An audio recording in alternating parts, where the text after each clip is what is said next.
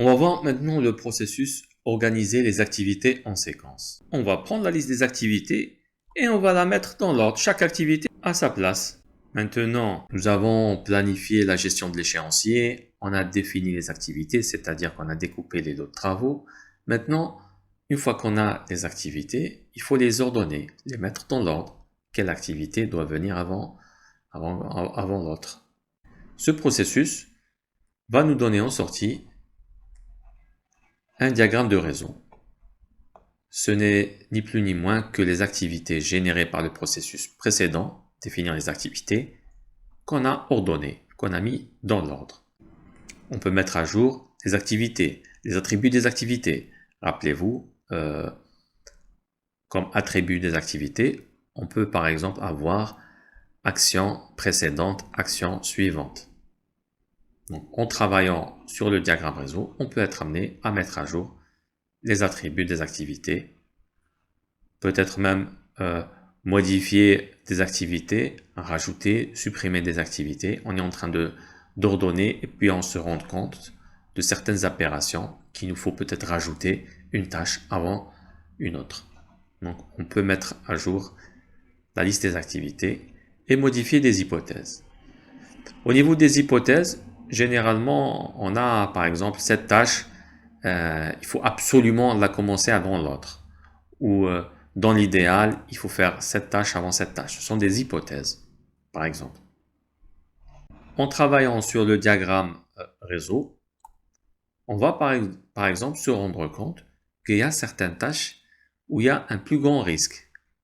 Plus il y a des tâches qui convergent, par exemple, là, cette tâche, elle a deux prédécesseurs. Ça veut dire, pour commencer la tâche E, il faut que la tâche B et C se terminent dans les délais pour pouvoir commencer E dans les délais.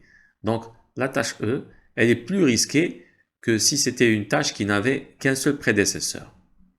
Si elle avait 3 prédécesseurs, elle serait encore plus risquée, et ainsi de suite. Il ne faut pas oublier aussi d'essayer de faire en sorte de mettre les activités autant que possible en parallèle.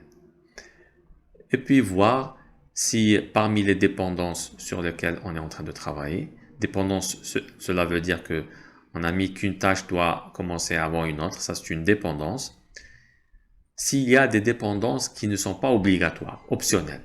Alors parce que les noter comme étant optionnelles, ça va nous permettre, si on manque de délai, de supprimer cette dépendance optionnelle et modifier le réseau. Ce processus a pour objectif d'identifier et de documenter les relations entre les activités du projet. Aussi, définir la séquence logique pour obtenir l'efficacité maximale. Dans quel ordre nous devons organiser les actions pour une efficacité maximale. Et on va aussi relier chaque activité avec une autre prédécesseur.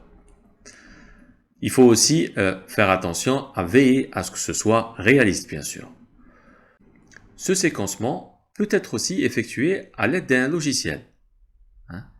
Le logiciel va convertir la liste des activités en un diagramme. Le processus, donc, organiser les activités en séquence, va nous donner comme résultat le diagramme de réseau du projet et on peut être amené à mettre à jour les attributs des activités, par exemple les prédécesseurs. On peut rajouter une activité parce qu'on se rend compte qu'on en a oublié une, par exemple. On peut modifier par exemple des hypothèses, dire que en fin de compte, on s'est rendu compte que cette tâche n'a pas de prédécesseur ou que entre deux tâches, il y a une autre tâche qui doit être faite avant. Donc ça va devenir un prédécesseur. On peut mettre comme hypothèse ou si on fait avec cet ordre, eh ben on va gagner du temps, on va gagner de l'argent. Donc c'est une hypothèse. Et bien sûr, on peut peut-être modifier la liste des dates clés pour les lier à certaines actions du projet. Donc, pour avoir le diagramme réseau, d'ailleurs, tous ces documents vont faire partie des documents du projet. Donc, Pour obtenir le diagramme de réseau du projet, on a besoin du plan de gestion de l'échéancier. C'est ce qu'on avait développé au début de la liste de ces processus. On a besoin aussi de la référence de base du périmètre, c'est sûr, nous sommes en train de... Et on peut avoir besoin du plan de gestion d'échéancier. Il y a beaucoup d'informations à l'intérieur qui concernent le séquencement des activités, par exemple, avec quel logiciel on va faire ce séquencement. Tout cela est indiqué dans le plan, par exemple. Et bien évidemment, la référence de base du périmètre, il y a le WBS et le dictionnaire WBS. D'ailleurs, on sait que dans le dictionnaire WBS, tout ce qui est prédécesseur, successeur, c'est déjà indiqué dans le dictionnaire. Et puis, sans doute qu'on peut être amené à utiliser certains documents du projet, comme les attributs des activités, la liste des activités, le journal des hypothèses, par exemple une hypothèse qu'on a fait au début du projet en disant que cette tâche, on doit la faire avant cette tâche pour s'assurer une meilleure qualité ou pour, par exemple, faciliter l'acceptation par le client. Donc, il peut y avoir ce type d'hypothèse au niveau du journal. Et les dates clés qui restent un indicateur d'une étape à atteindre. Bien sûr, des facteurs environnementaux et actifs organisationnels, on aura besoin. Comme facteurs environnementaux, par exemple, si on est obligé d'utiliser un certain logiciel de planification. Et actifs organisationnels, par exemple, les données historiques des autres projets ou, par exemple, notre processus ou procédure de découpage des tâches, par exemple. La partie outils et techniques, je préfère la voir dans les slides suivants. On va voir maintenant les outils et les techniques du processus organiser les activités en séquence. Donc, on a le système d'information de gestion du projet. Le système d'information inclut le logiciel de planification, par exemple. Donc, on aura besoin d'un logiciel de planification pour nous simplifier la tâche de l'organisation des activités. Et on va utiliser la méthode des antécédents. Precedence Diagramming Method. Donc ici, on va mettre nos activités et mettre le lien entre ces activités. Par exemple, l'activité B ne peut commencer que si l'activité A se termine. C'est ce qu'on appelle une liaison fin-début. Il faut que A se termine, fin, pour que débute B, fin-début. On peut avoir un autre type de liaison. Ici, c'est une liaison début-début, c'est-à-dire que l'activité A et l'activité B démarrent en même temps. Un autre exemple, liaison fin-fin, donc l'activité A et l'activité B doivent se terminer en même temps. Un autre exemple, mais plus rare, c'est une liaison début-fin. Cela veut dire que pour que A commence, il faut que B se termine. Donc, on a la liaison fin-début, finish to start, fin-fin, début-début, et début-fin, start-finish. Alors, comme outil et technique, alors on a aussi la détermination et l'intégration des dépendances. On peut avoir plusieurs types de dépendances. Elles peuvent être obligatoires, mandatory. Par exemple, on ne peut commencer une tâche que si on a déposé un dossier auprès des instances compétentes. Donc là, la dépendance, elle est obligatoire. Nous ne pouvons pas changer l'ordre des tâches. Il faut recevoir, par exemple, une licence pour pouvoir commencer la tâche. C'est une liaison obligatoire, légale, contractuelle ou autre, liée à la nature du travail. On appelle ça aussi logique forte ou dépendance forte. La liaison peut être aussi facultative.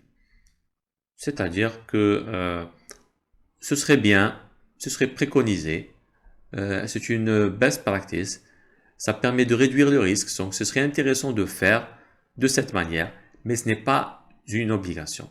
C'est-à-dire, ne pas le faire de cette manière peut augmenter par exemple le risque, mais ça reste faisable. On appelle ça aussi logique faible. Il peut y avoir aussi des dépendances externes, c'est-à-dire qu'il y a une action qui dépend d'une activité qui ne fait pas partie du projet. On appelle ça dépendance externe ou dépendance interne quand l'équipe de projet a le contrôle sur cette action. Il y a aussi la notion de avance et de retard. Donc, non seulement on peut mettre des liaisons de type fin-début, mais on a des cas où on n'est pas obligé d'atteindre complètement jusqu'à ce que la tâche précédente soit terminée. On peut peut-être 2 semaines avant la fin de la première tâche commencer le travail. Donc, c'est ce qu'on appelle avance. Et dans le même sens, on peut expliquer la notion de retard, c'est-à-dire par exemple, la tâche modifier le projet ne peut démarrer que 15 jours après le démarrage de la rédaction du projet. Donc, pour résumer, ce processus va nous donner en sortie un diagramme de réseau, c'est-à-dire la liste des tâches organisées et ordonnées. Et on peut mettre à jour bien sûr des attributs, on peut rajouter des tâches, modifier des hypothèses de précédence ou rajouter des jalons. Tout cela fera partie des documents du projet. Pour obtenir le diagramme réseau, on a besoin du plan de gestion d'échéancier et de la référence de base du périmètre parce qu'elle intègre les lots du travaux et le dictionnaire. Le dictionnaire en lui-même inclut les tâches prédécesseurs et successeurs et pas mal d'informations. On va utiliser aussi la méthode des antécédents. Donc chaque tâche, on va la lier avec la tâche qui vient avant. Et puis on va déterminer les dépendances. Est-ce qu'elles sont obligatoires? Est-ce qu'elles sont discrétionnaires? Est-ce qu'elles sont externes ou pas? On fait cela de manière à avoir une trace qui va nous permettre plus tard peut-être de compresser le délai. Si on a des contraintes de délai, par exemple, là où il y a des dépendances qui sont faibles, on pourra modifier l'ordre, rajouter ou mettre les tâches en parallèle, même si ça rajoute bien sûr plus de risques. On peut aussi travailler avec la technique des avances et des retards, c'est-à-dire que on n'est pas obligé d'attendre qu'une tâche se termine pour démarrer la tâche qui suit. On peut peut-être l'avancer d'une semaine. C'est ce qu'on veut dire par avance. Même chose pour le retard. Peut-être que on doit décaler le démarrage d'une tâche 1 ou 2 semaines après la tâche qui précède. En utilisant bien sûr un logiciel de planification qui va nous aider énormément. Autrement, la tâche serait trop fastidieuse.